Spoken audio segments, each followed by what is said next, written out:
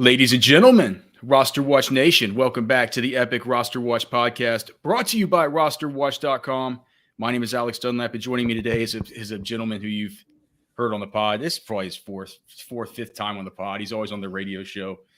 One of my best friends in the fantasy football space, a genuine good guy, despite the way he acts on Twitter and in various other spots. He is the Seige. At the Seige DFS. You can find him on Twitter. That's spelled at the Seige. He is CJ Kaltenbach from Fantasy Guru. Seige, what the hell is going on, brother? Oh, what's going on, my friend? How are you? Hanging in, man. Hanging in. I see I'm just home from the combine, doing my work, grinding away on that. And I see that you're out here grinding out some March Madness stuff, doing these projections. Yeah, bracketology.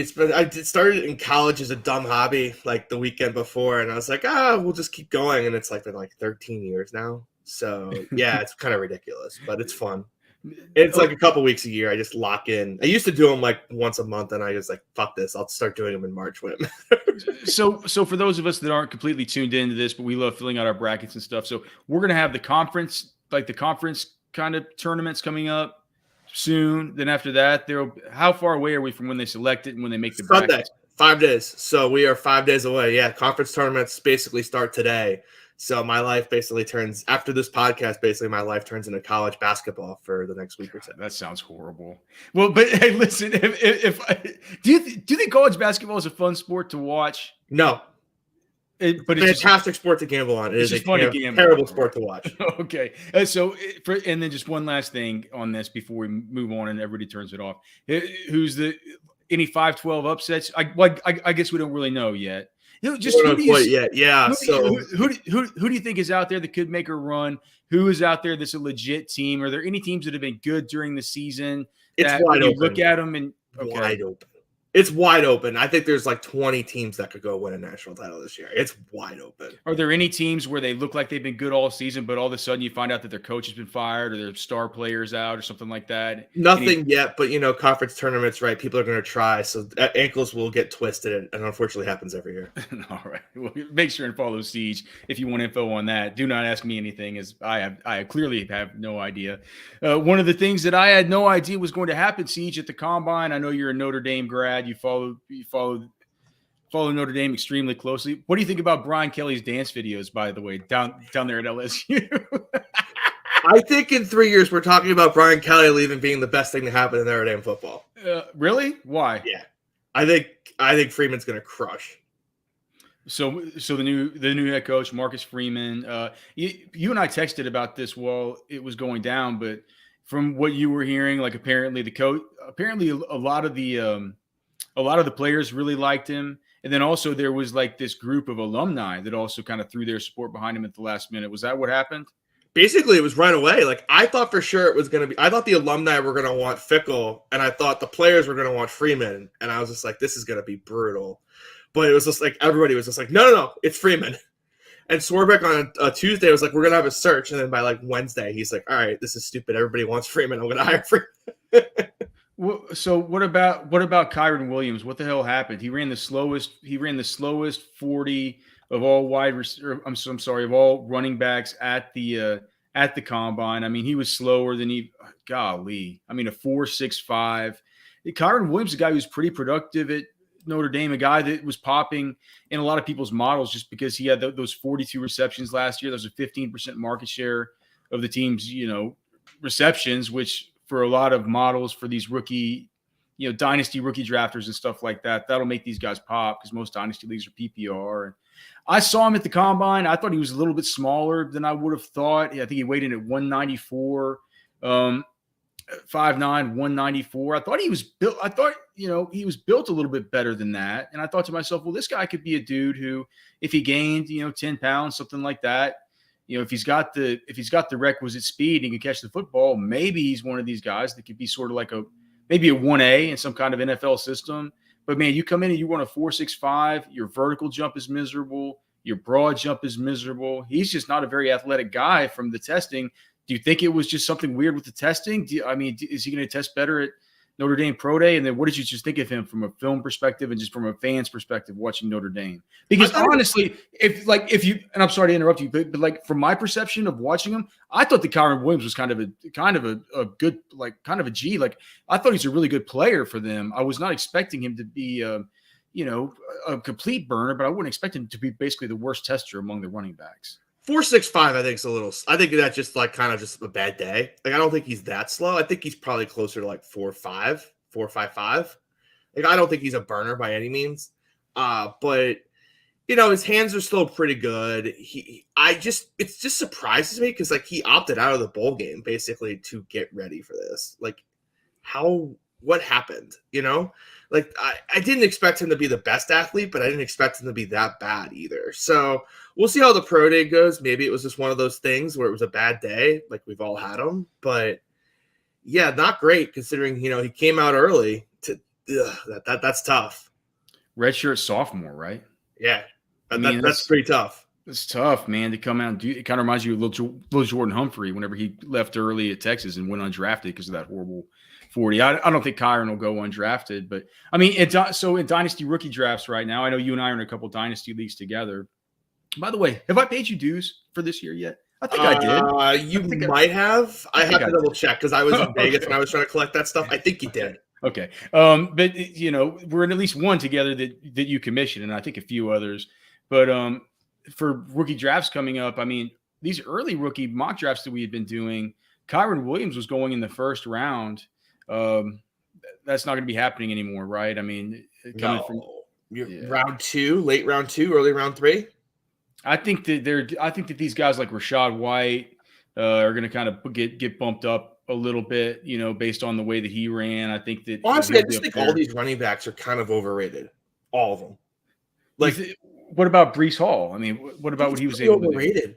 Like, Seige, I love it. All right, why is like? Breece Don't get me Hall wrong. It's funny. I say that like 3 hours ago. I bet Breece Hall to be the number one back off the board plus 200, and it's already down to minus 200. And I'm like, I don't think Breece Hall is minus 200 better than any of these, like the rest of these backs. Like, is he that much better than James Cook or Isaiah Spiller? I think James Cook could be the best back in this class. But James Cook, it's just I think that where they get to hang up with James Cook is he's a little bit slow. And of course, that's Dalvin Cook's little brother. I think when they get the hang up with James Cook, he's a little bit slower than his brother. He's a senior this year. He'll be 23. And just, I mean, the Georgia backfield. What's that matter for a running back? Running back age life we know is 4 to 5 years anyways. It's like age just shouldn't matter. I get it, but I mean, he didn't come out early or you know what I'm saying? Like a lot of people, there were like 19 great backs in front of him. I know, but I'm just saying what sometimes makes the models pop. And also, if you look at Zamir White, I mean, Zamir White out carried him 113 to 160 last year. I guess James Cook did have the receptions, a 10% market share of team receptions, but those guys kind of cannibalized each other. And I just think a lot of these dynasty people who use the production-based models aren't going to be as high on James Cook. But that's fine. That's fine. That's not me, right? I'm going to use my eyes. I watch a shit ton of college football. I'm going to use my eyes, right? Yeah, so right. That works for me. Like that's how I find values. That's how I get Mac Jones at 1.112 last year.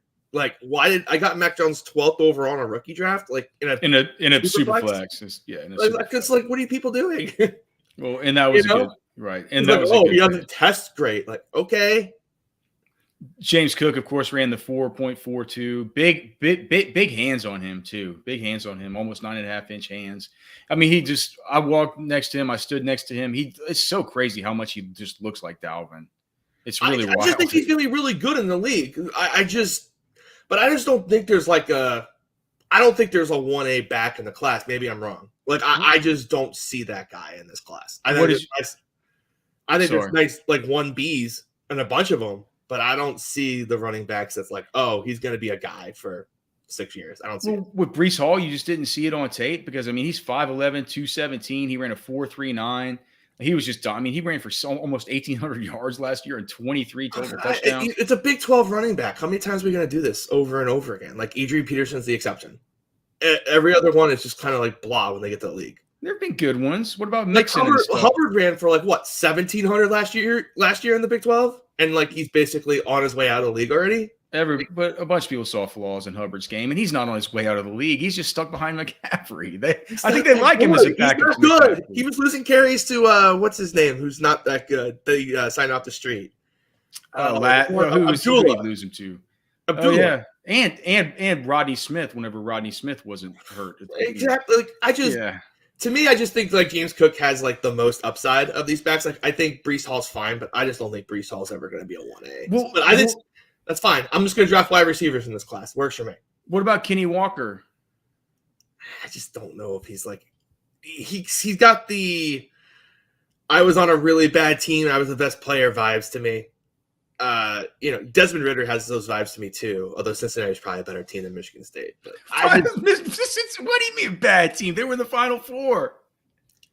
Yeah, they weren't very good.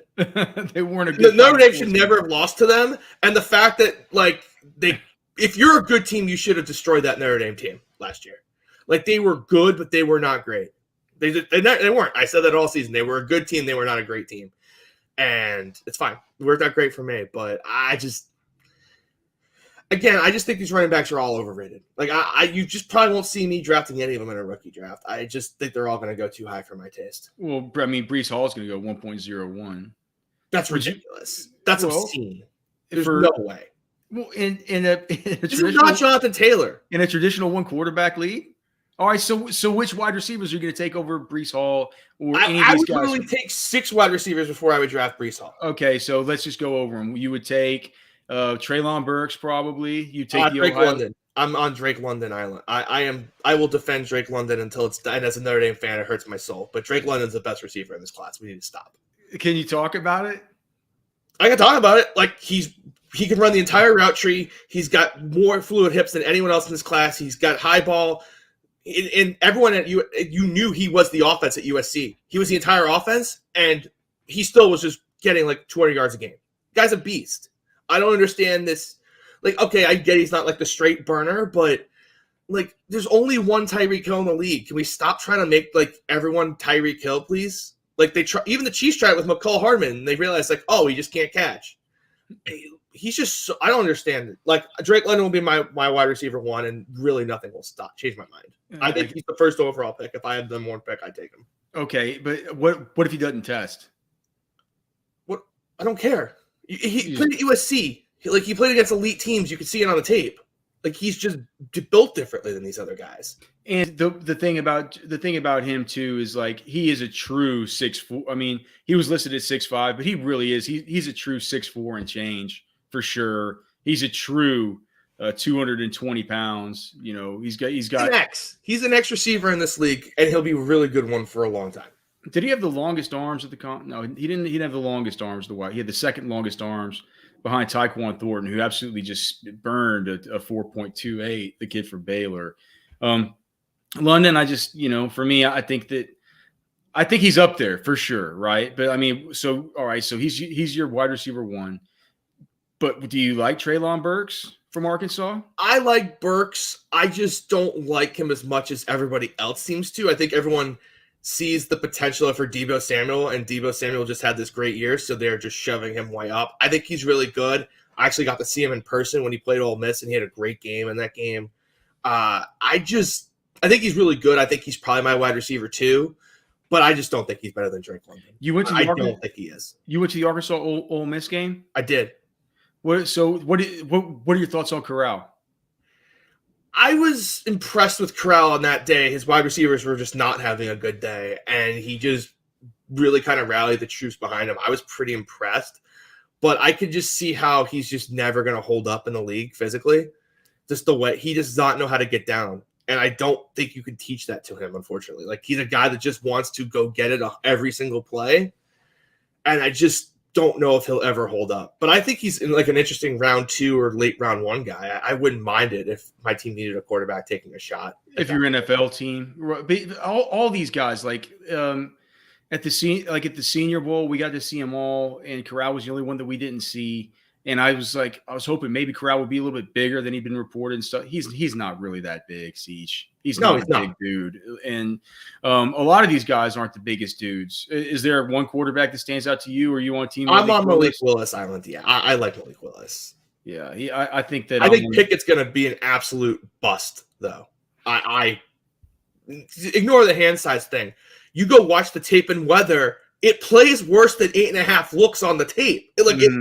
He was awful. If you have to go back to 2021 games or 2020 games because he didn't play any weather last year. Just somehow by the fluke of the calendar, there was never a bad weather game for a Pitt team. But you go back to 2020, the ball was slipping out of his hands everywhere. It just was completely unusable. One of the things that he kind of hangs his hat on from the Senior Bowl is because that on Wednesday at the Senior Bowl, it did rain hard as hell, and he was terrible. Yeah, I didn't think he looked particularly good, but he certainly says in interviews that I think I showed at the Senior Bowl that I'm fine in the rain. Well, what else are you supposed to do? What else are you supposed to say? I suck in the rain. Right? Yeah, I know. I get it. I get it. But he's the guy who has no case, but just has to advocate it anyways. You know, just hope for the best. Yeah, he did. I got to admit though, man, being there live again for this. I guess this is my 11th year, or no, probably 10th year at the Combine. Because last year we got swindled out of the Combine because all the COVID stuff. But seeing him spinning we got to go in for the quarterback wide receiver drills again. And I will say that Pickett, you've seen him spin it there in the cozy confines of a Lucas Oil. He looks pretty good. He looks pretty good in that setting for sure. But I kind of agree with you, man. I kind of think those hands double jointed, man. Whatever. It's kind of give me a shot on Sam Howell or Desmond Ridder, or honestly, the guy I like way more than the rest of the world, Carson Strong. Okay, well, with Carson Strong, at least there's a giant howitzer of an arm to fall in love with. For me, what I just said whenever I first saw him, I said it's like my son can go to the firehouse and get the hose off the fire truck, and he could technically have this real powerful hose, right? But you think you turn that thing on and he's going to have no idea where to shoot it. And it's going to shoot all over the place. And that's kind of how I feel about Carson Strong. Didn't we have the same argument with Josh Allen when he was coming out? Well, we actually did. But with Josh Allen, it felt a little bit different. He was consistently inconsistent during that week at the Senior Bowl. But I felt like there were times when he put it in these spots that was just, you looked at it, you're like, oh, that's gross. How I saw that on tape from Carson Strong. No, mostly it was 2020 tape. But I saw it. He had some pretty sick throws in the Boise game, the 2020 Boise game. So I just think where he's going, he's going to be a 3rd round guy.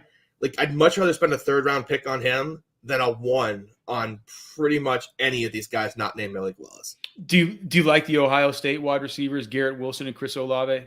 I think they're fine. I would take them, but it's going to be landing spot dependent on those type of guys.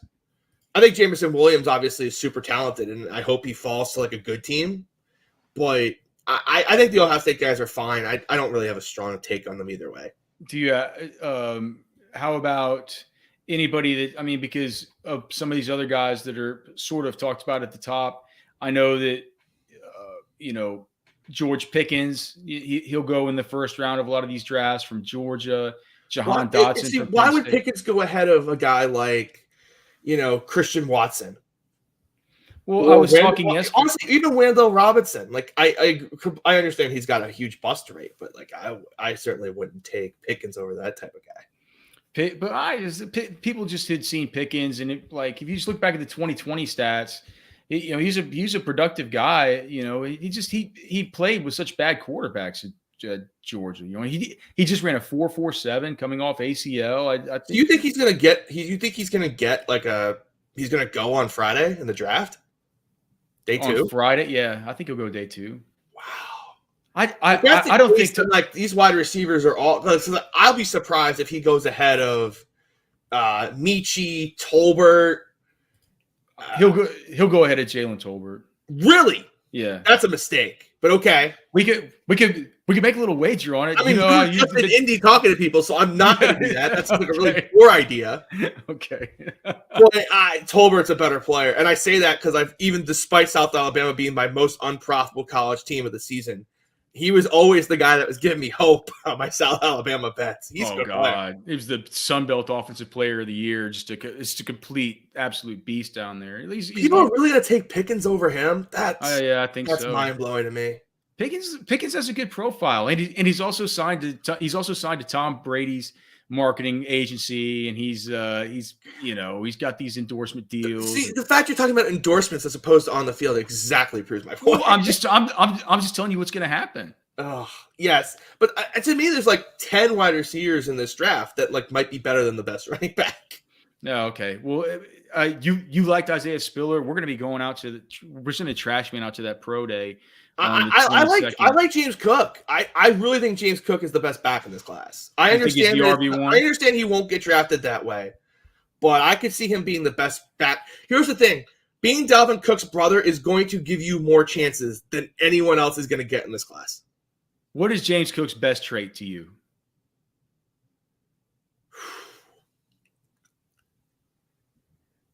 His best trait? God. Just the way he attacks the hole. Like, once he makes his mind up, like, that's it. He just goes. It kind of reminds you of Dalvin, huh? Yeah. Yeah. And here's the thing. Dalvin would have gone in the first round if it wasn't for his ACL, right? You're going to get James Cook in round 3, round 4. Yeah, I get he's not Dalvin, but is he 85% of Dalvin? 80% of Dalvin? Probably. And if you get that, you're basically getting Alexander Madison whenever he plays. And whenever you get that, you get a guy in fantasy that's going to get you 20 points. It's like, so if you're getting 85% Dalvin, so. Right. I've always liked him. Even when he was on Georgia, I kind of was always like, maybe you should get more carries. Hey, Seige, so moving on to some NFL stuff, like what did you think today about some of these franchise tags? As we record this, not all of them have come through. It looks like probably by the time people hear this, I don't want to speculate on Davante Adams. It looks like he's probably going to get one. You have to imagine. Yeah. Especially after McAfee said that the rumored 4 for 200 is not true. AKA Rodgers told him it's not true. Well, can you say that again for people that might not know what you're talking? So Pat McAfee's a radio host who has this. Okay, yeah. So Aaron Rodgers comes on his show every week. Mm-hmm. Like every week during the season, he came on, had a Tuesday segment. So he's the one that broke this, that Aaron Rodgers was going to return to Green Bay, and then everybody else obviously got it, and they said 4 years, $200 million with $153 million guaranteed on a 4-year deal. Mm. And McAfee then said like that reported $200 million deal isn't true. Yeah, I mean, don't get me wrong. I kind of actually believe that that's probably going to be just a shy under 200, but I think 200, like people are like, wow, he's taking all the money away, so he'll probably just agree to like 190 something instead. Apparently, it's going to be the Packers for him. And then there's also, of course, there's been all the talk about the Broncos. Now the Broncos reporters like Mike Kliss are coming out and saying like, well, Russell Wilson has always been plan B anyway, and he might have been plan A, like all this stuff. So it feels like the Broncos. What I'm feeling we start having this conversation in 6 months, and Drew Lock's going to be the opening day quarterback. Your boy. I can't quit it. I can't quit it. I can't. I figured we could maybe finally have a podcast where you don't talk about Drew Lock, but of course not. There's no. Well, blame me. Blame Aaron Rodgers. He decided to go back to Green Bay. Yeah, right. But all right. So anyway, Davante Adams. Who knows what's going to happen with him? You have to imagine he's going to stay in Green Bay. I can't imagine Rodgers is like, hey, I love Adams, and I'm going to sign here and then let you guys let Adams go. Like that's not going to happen. And then they need to figure out what they're going to do with Allen Lazard, what they're going to do with MVS. Randall Cobb's not coming back. They're going to have a bunch of. Do you think that Amari Rodgers finally gets a chance to step up this year? I think Green Bay should be looking at some of these nice wide receivers in the draft. That's a good call. All right, and then the Cowboys. Talk about that. Seriously, that's probably the best landing spot, right? Oh God, you line up outside of Davante Adams, you're some kind of like John Mechie or something, dude. Yeah. You're feeling imagine if Jameson Williams fell to them at 28, dude, and that's the kind of guy they could afford to take a little bit of time and let him get back to health. I've heard a lot of talk about how the Jaguars are looking for a speed wide receiver, and that Trent Baalke has such a history back at San Francisco drafting all these dudes coming off of torn ACLs and allowing them to recover. How he did with Tank Carradine and who was He'll have to trade up another first. He's not making it out of the first. Yeah. Well, I don't. There's no beginning of the second. Jameson Williams gets out of the first round. He's not. Let me rephrase this. He's not getting by the Chiefs at 30. No, that's probably fair enough. It's probably fair. Yeah. Golly, can you imagine the Chiefs with James? Or the Dolphins at 29 and just really reunite Tua with the whole Alabama locker room? Who knows what that dude, Mike? What do you think of Mike McDaniel, man? He seems like I can't tell if I'm on board. There's some moments I think he's the smartest guy in the world, and then there's other moments I'm like, what did you just say? I got my first real introduction to him, just a whole press conference at the combine, and I told Trashman, and I told my guy Cody we were there with, I said, I'm not sure I'm 100% sold. I'm just like, I need a little more time to figure out what this dude's all about. Just happened to be listening to John Lynch talk about it. I'm like, that was a cool moment. And then you listen to his press conference 20 minutes later, and I'm like, what is this? That's not the same guy I just saw 20 minutes ago. What do you think about the Cowboys putting the tag on on your boy Dalton Schultz?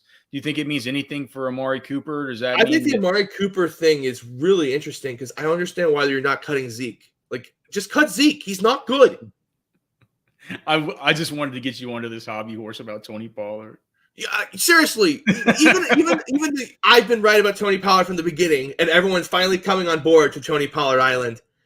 Could you imagine cutting Amari Cooper over Zeke when you have Tony Pollard? Like, mind blown.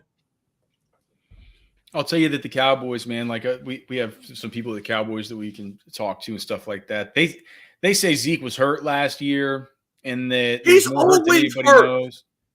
And that they still love him and they're still going to keep going back to him. And this whole thing with Tony Pollard's not going to change. They're going to try and use him maybe a little bit more. Some creative packages. Tony Pollard gets freed and he's going to be great.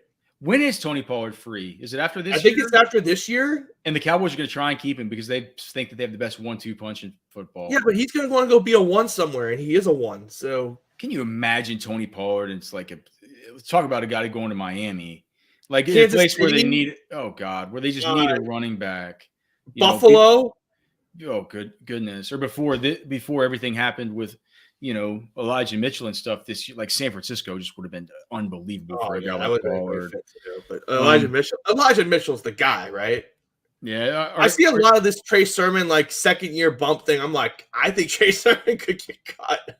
I asked John Lynch about Trey Sermon, and they said that they're hoping for better out of him. He just said it's one of these things. He's a rookie. He just need to relearn how to run at the NFL level. And I said, well, fucking Elijah Mitchell didn't need to relearn to run. Half these rookies come in, they don't need to relearn to run. What's that guy that's from Boise who like basically got cut and like was never heard from again? McNichols?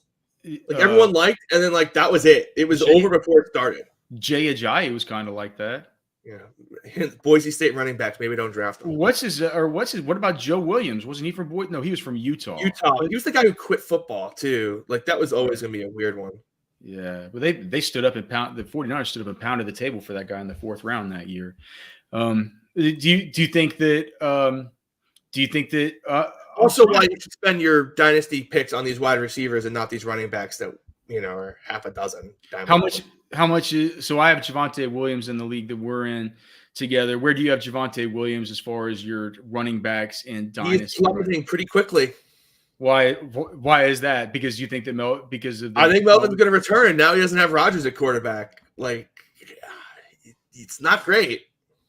You think they're going to pay Melvin something like over 8 to 10 million a year? You think Melvin Gordon's going to get more than like 3 to 4 million anywhere? He's going to want. He can want it all he wants. He's not going to get it. Denver was the only sucker last time. Maybe, but whenever I asked about George Payton about this at the combine, he said that he'd like to have Melvin Gordon back, but he talked about how much he meant to Javonte and how he was such a helper to Javonte. Like all that, it was always just bringing it back to Javonte and talking about Melvin in the past tense. So I'm not sure how much they're going to. Here's the problem: even if they let Melvin Gordon go, they're going to bring somebody in that's going to be a 1B. That's been a 2-back system forever. I don't think you're just going to see like a Jonathan Taylor workload out of him. Okay, so rank these guys then for me in Dynasty. Rank these players for me in Dynasty. Jonathan Taylor, DeAndre Swift, Najee Harris, Javonte Williams. Taylor, massive gap. Mm-hmm. probably Swift, Williams, Harris. So you're lower on Najee than consensus. I've been lower on Najee from consensus from the jump. Why? Because I just thought the quarterback situation was going to be a massive problem. Do you still think so? Do you think that, I guess they pick at 18 or 19? Do you think again, like 75 catches last year, is that really sustainable? That is a lot of catches. Well, what Trashman says is that it just goes to show that he is the offense.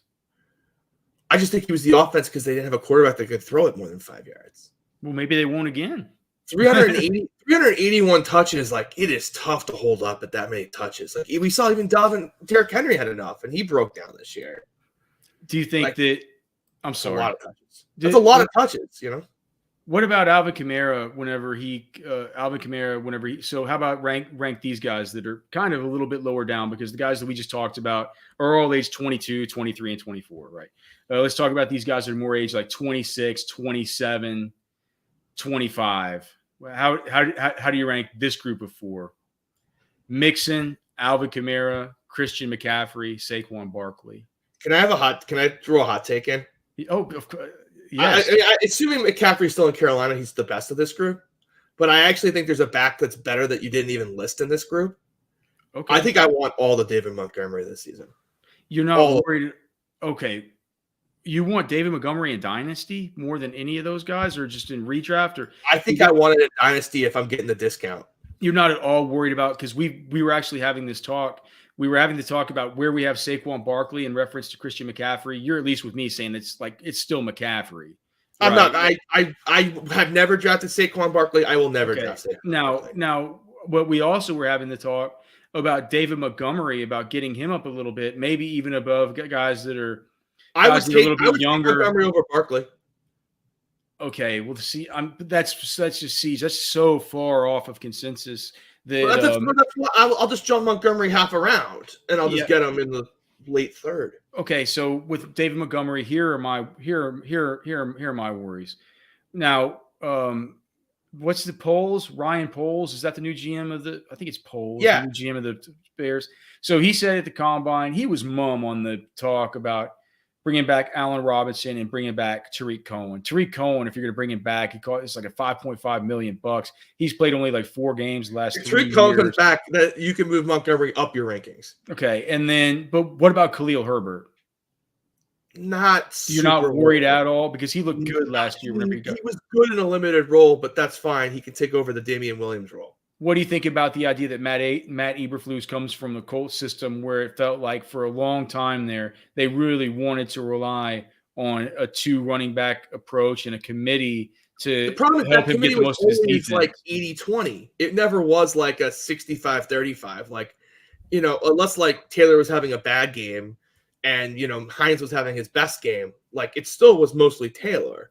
I think it'll be mostly Montgomery with a little bit of Herbert mixed in. That's fine. That works for me. I don't need you to get 400 touches. I need you to get like 300 good touches too. Like, are you going to get the red zone work? Yes. Then fine. I don't care if you lose some 20-20 work. It doesn't bother me. Speaking of red zone work, do you think that the Deebo Samuel and whatever, like 10 rushing touchdowns or something last year, is he anywhere near sustainable? Because it looks like he's going 12th overall in early underdogs. I love Deebo, but like, this is absurd. Come on. No way.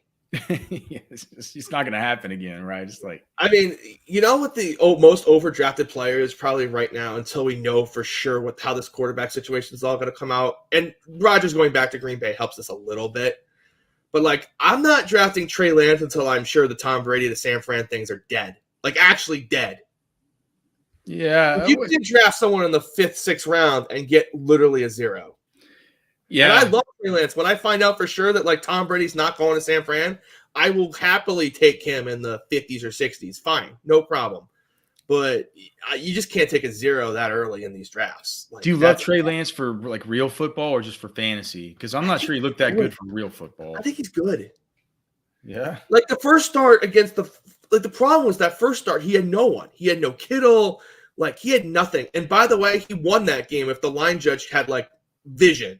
So, and he looked good in the Texans game too when he finally had some weapons. And the problem was Kyle Shanahan was just like trying to baby him in the game. And then he's like, all right, I'm going to let him throw the football in the second half. And he was just throwing it all over the place. look, there's going to be some growing curves with him, but like you're telling me he can't be Josh Allen 2.0. I think he's better. He's farther along now than Josh Allen was after year one. Yeah, so, he's got a good quarterback developer as his coach. I mean, he's definitely, as dynamic as Josh. I guess I can't say he's more dynamic than Josh Allen with his feet, because Josh Allen was not as fast. I just think he's further. It's weird to say, but you have to remember how bad Josh Allen was as a passer that rookie year. Like, you have to go back and remember how bad it was. Mm-hmm. It was bad. It was to the point before year 3, people thought it was done. Josh Allen was done. They were ready to move on before he had the breakout season. So Lance is clearly ahead of that. So I'm a bullish on him, but obviously, like, if he can get Brady, he will. So you just have to make sure. You said you like David Montgomery for next year. So in best ball, do you like him more than Cam Akers? They're going right there in the same. So I have Akers above him. So that tier to me is basically I have Akers and Montgomery ahead of guys like Barkley and Chubb and Gibson. Oh, so you have him above Gibson? Why? Because I just don't. Gibson's never going to hold up. He's never going to hold up. He held up all year. He never has. He held up all year. He won't. But he did all fucking year. He was hurt half the year. He left half the games with the stupid foot. He did, but he hasn't still gotten it fixed. The foot is still, the toe is still a problem. It's a shin also. The toe is the bigger problem. He's going to be a 200 to 260 touch guy a season. That's fine. But he guys with higher upside than that. He only missed one game last year. See, he left 3 hurt because he should have just sat out games, but he refused to. Part of it for fantasy is having a guy that knows when he can't play. And Gibson does not know until he tries to play. And that's a problem for you. When you draft a player, you plug him in his lineup because he says he's fine, and then he's out 2 minutes into the game. That happened 3 times last year. Martin Mayhew just says he is that team is smitten with him. That's fine. But he's never going to be a 350 touch guy. It's not going to happen. Okay. I just think Gibson, especially with the fact that they don't know if they're going to be able to bring back J.D. McKissick. They kind of think that they're not going to be able to. They think he's going to want $5 million. They still have the other guy they drafted, Patterson, who's pretty good too. Yeah, Patterson he's actually a guy who I actually kind of like, but I don't put him on the same level as a guy like Gibson. We'll Gibson see. Could stay healthy. I would take him above these guys, but he just has shown he's not going to. What about J.K. Dobbins? In the NFL, he has showed this problem in college too. Are you worried about J.K. Dobbins coming back with Gus Edwards and everybody else? I would take him there. If I just normally take receivers or tight ends in that range, but he's I think he's fine. He was a guy I was avoiding last year, but I don't think I would have necessarily avoid. I think I would take Mitchell over him, wouldn't you? Elijah Mitchell? Yeah. It's a good question. It's a good question. I mean, I'm putting together the skeleton of the best ball cheat sheet right now, and I haven't had to make that decision because their ADPs are a little bit off from one another. I mean, Mitchell right now is going more like 48. J.K. Dobbins is going 43. For some reason, I hadn't really just thought about getting Elijah Mitchell ahead of J.K. Dobbins.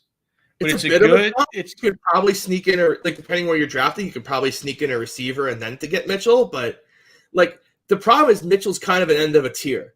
Like after Mitchell, you get into Jacobs, Breece Hall. Sorry, Breece Hall, you're in the wrong tier here. Michael Carter, Singletary, Damian Harris is probably going too low in this group. But like it kind of gets a little like Mitchell's kind of like the last of the. Yeah, I feel pretty confident you're going to be a 250 plus guy, and after that, although Damian Harris, I feel pretty comfortable in. But yeah, I like that too. I'm more comfortable than you with Breece Hall there. So to me, the tier would end more. Here's the Breece Hall landing spot that he's going to pay off this top 5 round ADP. Miami, Atlanta. Do you think they're bringing Patterson back? I actually think they're going to bring Patterson back now with the Ridley thing. Maybe, yeah. Well, hey, what do you think about that? What do you think about the Ridley thing? We got to get the siege take on Ridley. Come on. I just don't. I think this is pretty. The punishment does not meet the crime. So it's one thing if you've been an active player, like he had been away with the team for like 2 months at that point. Like, he also bet the Falcons to win. Like, anyone who's bet on NFL knows that betting on the Falcons to win is the dumbest thing you can do. So go ahead. Well, but it's like, so people say the punishment doesn't meet the crime, and it's like you get Greg Hardy that throw. I forgot who it was. Who was it that threw his girlfriend on a bed of guns? Honestly, you can look at any of the domestic violence stuff, and it's just it pales in comparison to what he got for betting $500 18 parlays. Like, come on. Yeah, and then none of those hit, did they? None of those parlays hit. That probably would have been bigger. They didn't say. I'm sure it actually might have, because that's how he got flagged. How did they actually verify it was him? Right. That's crazy. So on one hand, you have people saying that, like, that's kind of what I subscribe to, but then on the other side, I mean, Goodell, he works for he works for 32 owners, and his job is to protect. They always talk about protecting the badge. It's a perception problem, because gambling isn't quite understood. Sports betting is not quite understood well enough. I feel like in 4 years we're gonna look back at this suspension and be like, now we let players bet on their own teams, and it's public information. You know, if Ridley wanted to bet $200,000 on the Falcons, we're aware of it on Friday. There's a report that comes out. You know, he bet it on the draft. That's Seige. That is never happening. I mean, you could call maybe it's closer to 10 to 15 years, but okay. I think it'll happen at some point. If that happens, people are going to have real issues with it, because basically this is about just ensuring the integrity of the game. Are betting on their teams right now? Do you seriously don't think there's guys that have bookies that are betting $50,000, $100,000 on their team to win a game? Well, he didn't come right out and say it, but I listened to Mike Florio's podcast yesterday, PFTPM. He had Mike Golick on there with him, and Golick wouldn't come out and say it, but he said, like, you don't think guys are gambling on their games already? Right, exactly. And Golick used to be a player. Like, right. So he's like, he wouldn't come out and say these guys are, or I did, or anything like that, but he said, like, he's kind of laughed. He's like, you don't think people are already doing this? What are you crazy? So, right. I mean, I get it. I don't think the NFL is going to. It's the way to go. Like, if they're gonna do it anyways, and they're gonna do it anyways, you may as well just make it a completely transparent process. I gotta get it, Seige. I'm already over. I get it. That hesitancy in your voice is exactly why we're not there yet. But I think as time moves on and sports betting's been more states and people get more comfortable with it, I think that the tide will shift. 5 years, 10 years. Like, your hesitancy why it can't happen now, but I don't think it's going to be that way forever. Seige, you've come here and you've given us all the greatest takes. You've given us the takes that Javonte Williams should be plummeting in Dynasty. I didn't say whoa. You did say he's plummeting. Yeah, because he was going like 4th overall. Now he's probably going like early to mid-second round. You've told us that James Cook is RB1 among the rookie running backs. I do believe that James Cook is going to have the best rookie season. I do. You've told us that Drake London is the no doubt wide receiver 1. I did say that. You've told us that David Montgomery should be taken ahead of Christian McCaffrey. I did not say that. I said over Saquon Barkley. Okay, over Saquon Barkley. Hold on, I just got a text here from Trashman saying, "Oh my God, blockbuster day." What do you think You think anything might have happened here? Let's find out. Chargers and Mike Williams reached an agreement on a 3-year, $60 million deal. So that's a big. Hold on, Drew Lock is part of the trade to the Seahawks per sources. Whoa! Drew Lock season. Oh, Drew Lock season. Is it happening? It's done. It looks like the deal's done. Russell Wilson to the Broncos. All right, we have to give instant analysis, Seige. All right, so now what about Javonte? Back to the moon? He's back to mid-first round. Okay. All right, so what about Jerry? Drew Lock's gonna be the starter, baby. Let's go. Nobody wants to hear about Drew Lock. Here, let's talk about. You know what? Drew Lock, super flex. He's gonna be a great option this year, baby. What about? Oh my goodness, Russell Wilson to the Denver Broncos. I'm so glad. Funny? Please don't edit out the part where you laughed at the Russell Wilson to Denver part of this podcast. Please don't edit it out. I didn't laugh at it. You said like, oh, like they're saying it was there was actually their 1A, and you made fun of it. Yeah, you did. I didn't make fun of it. I just said now that the Aaron Rodgers thing's out, they're kind of backpedaling a little bit, saying that the deal was always Russell Wilson. And apparently that was a true statement. Apparently that was a true statement. I'm not convinced that that's always been true. I think we came together within a podcast episode. That much is true. Jerry Jeudy is going at 78 overall. So higher, 60. Like I'm probably going to draft some best balls as soon as this is over. 60 is probably where I'll move him to. Late fifth. That might not be enough. AJ Hamler is free. Any interest in him at all with this? With how good Russell is with those deep balls? Man, that team's gonna be nasty. Cortland Sutton is 9. Jesus, Cortland Sutton is going at the 8th, 9th round turn. 6th, 7th round at this point. So you would have Christ, man. You would have him 6, 7 turns. So you would have. What do you think about Cortland Sutton versus Darnell Mooney or Hunter Renfrow? Definitely higher than them. It's actually like, would I take him over Treylon Burks without knowing his location? Probably. I mean, it's almost like Drake London at 90, by the way, is obscene, just for the record. Drake London going behind Rashad Bateman is going to be comical. That is absurd. That's going to be comical in 2 months. Yeah. Who in their draft gets to the 8th round and says, you know what, man, I'm taking here Rashad Bateman. I think that's like who says that? Like, what is it that you saw last year that makes you think that this thing's going to change up all that much in just one season? Okay, and then so we talked about Javonte, and then any thoughts on just Russ as it is? I mean, is this situation better for Russ? That's a dream landing spot. What about DK Metcalf and Tyler Lockett? Drew Lock will be fine, baby. Let's go. Drew Lock's not. Do you really think that Drew Lock's? They traded for him. Why would they trade for him if they didn't want him to play? Okay. That's it. I'm serious. Why would they? Why